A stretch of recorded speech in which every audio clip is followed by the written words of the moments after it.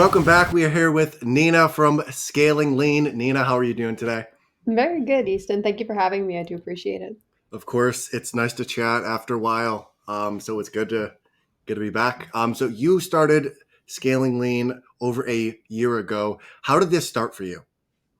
It actually started way back in like 2020 when I launched my first business, and it's kind of been a spiral effect ever since. So I had a business prior to scaling lean, and it kind of was at its peak of downfall.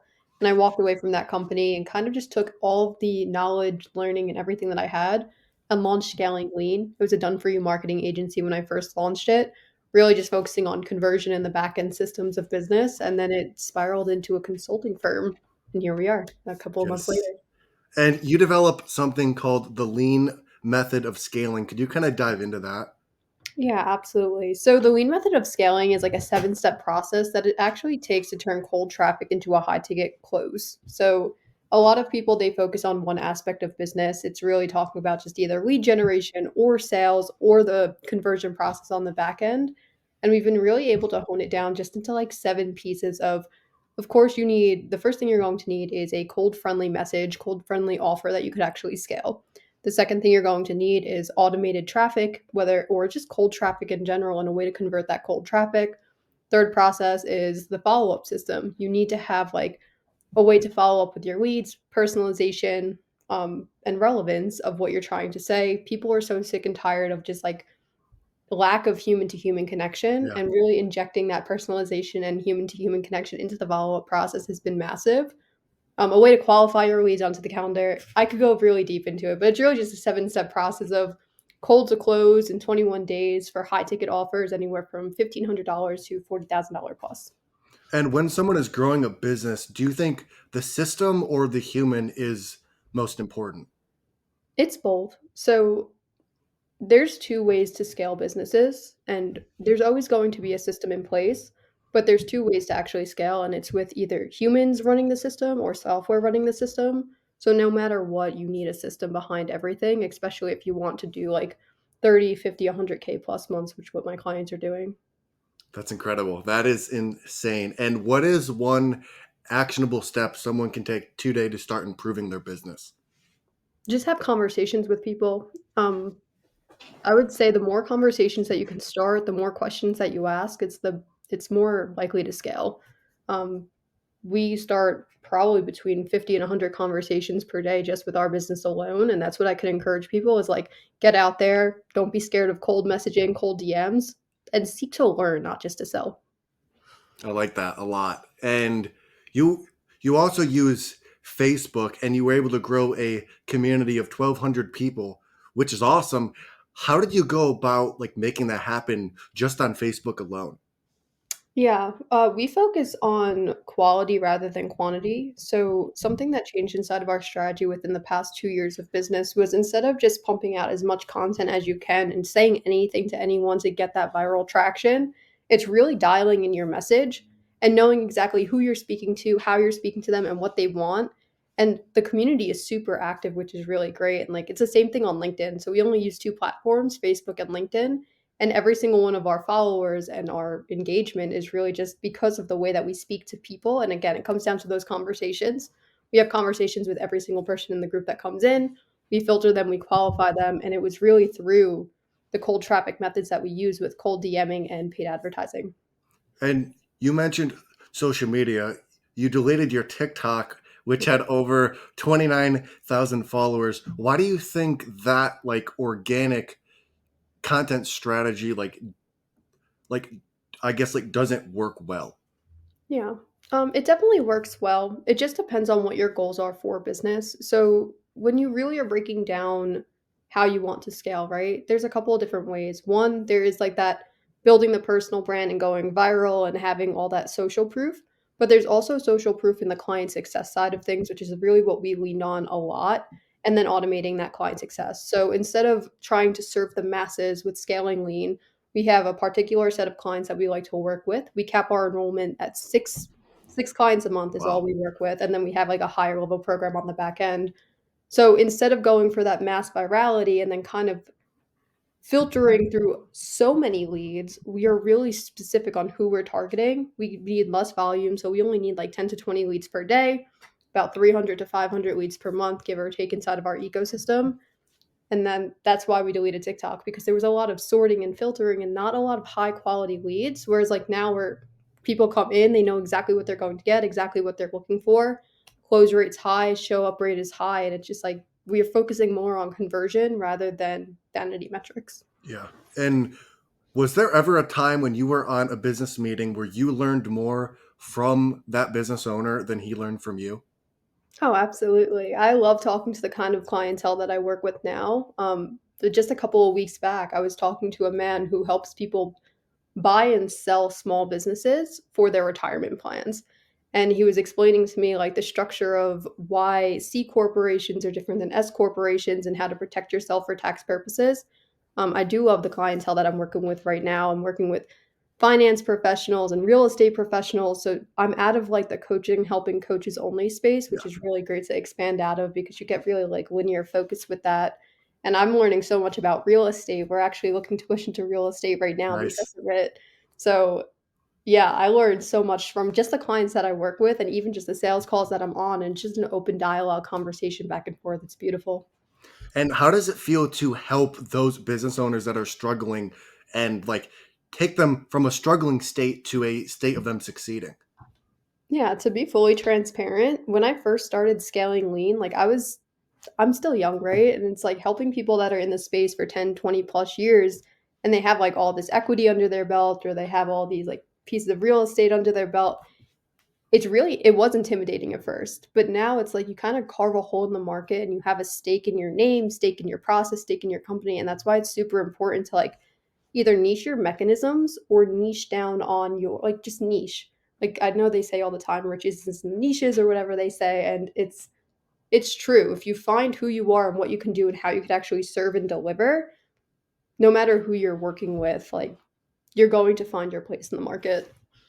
I like that. And you also are a religious person. Um, why did you decide to go with the Bible and, like follow uh, Jesus's teachings? Like, what was it about the Bible that made you say, I want to live my life based on these teachings? Ooh. Is this a live recording? No, it's not. Okay. Well, being fully transparent with that, Easton, you had a great hand in this, to be fully honest with you. I know when you and I first connected, like we were going through a lot with like mindset, body, like just we did the 75 hard together. We Yeah. were really just going deep with the mindset, even in our own journeys, own capacities.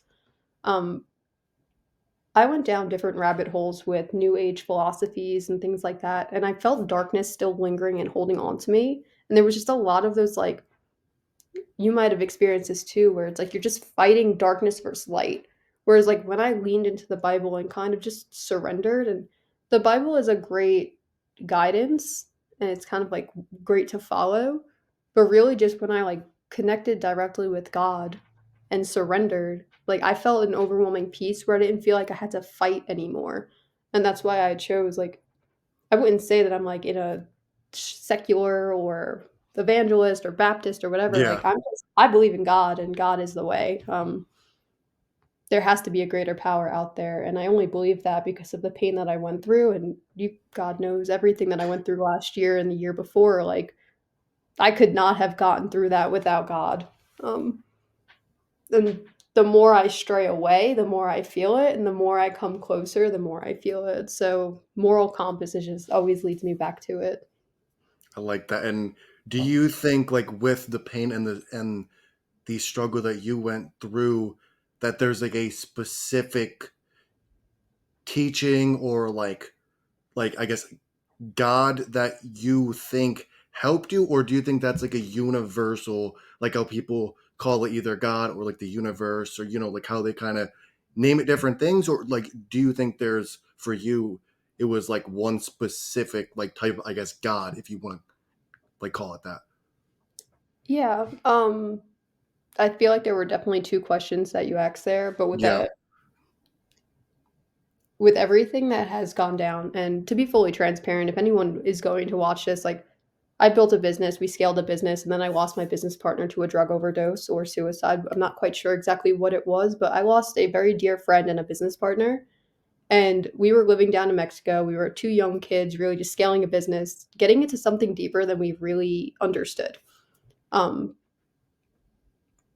and when I went down there, it was right after I had like my spiritual awakening, whether it was through like God, spiritual, religion, whatever it was. And I was so open to just like, I was open to vulnerability. My whole mind, body, and spirit and just being was vulnerable to whatever energy was ready to take it. Um, and I feel like you really have to be careful of that energy because when I was down in Mexico, I was tested on every single level of like pride and ego, greed, sloth, and like every single deadly sin that there is out there. And that's not only a religious thing, that's like everything. Like I was faced by every single aspect, and I feel like it was like a spiritual battle upward. And I think that whole journey of like just starting the business, scaling the business, facing that ego was like the hardest part that I had to go through. And then even loss and grief and everything like that. Um, I think that I was tested beyond because I was stepping into a realm that I wasn't yet ready for, both like mind, body, spirit, and just the being of like Nina Brennan. I don't know if that makes sense to the outside person, but there was a lot of spiritual trial and tribulation and testing going on. And looking back, like when you were in it, you don't really know what's going on Yeah. because it's like fast chaos, fast scale, a lot of money, a lot of everything. And then it just all gets taken away. And it was just like, whew, on the other side of that, like you realize how much chaos and pain you were actually in during the process, not even just the grief process, just the building of the business. And then, yeah, you come out the other side and it's just like, God's still there. Like, just surrender. And once you surrender, like everything falls back into place. And what is one characteristic of yourself that you are most proud of? Oof. I think it's tenacity to keep going, and I know maybe compartmentalization is definitely not something to be proud of, but I'm able to turn on and off. Like, I'm very easy to fall into my feelings and feel my feelings, but when it's time to work, it's time to focus, it's time to be disciplined, I'm able to, like, switch it on and off in a sense of, "It's time for work, let's get work done. It's time to feel, let's actually feel. It's time to work out, it's time to process," and, like, it's very regimented at this point in my life after many, many years of going to therapy, Yeah. leaving therapy because it wasn't the traditional way that I wanted to do, self-healing, and leaning on friends and family who also understand the processes of the healing process and the human journey. I have one more question. If you could have dinner with two people, one person from the past and one person from the present, who would it be and why? Ooh. I feel like I've answered this question before, and 3 people come to mind. Um, the first one, or actually, it would be 2 people at the same table if I'm allowed to answer that Yeah, way. yeah. It would be Jesus and Gandhi, and I just want to experience their peace and presence and, like, how they actually conduct themselves and ask questions about h what led them to that point. Um, and the second person, presently, most likely Robert Kiyosaki.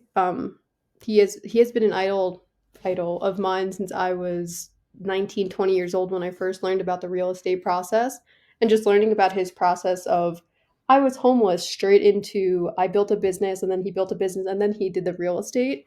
It's a very similar trajectory that I am on, and it's someone that I would like to pick his brain if I had an open realm to do so. I like those three. Those are good ones. Well, that's all the questions I have. How can people find you, and what is one thing you want to leave people with? Yeah, absolutely. You can find me on LinkedIn. Just search my name, Nina Brennan. You can find me on Facebook also, Nina Brennan. You can also go to scaling-lean.com. Find us there as well. And what I want to leave people with, it's a good question.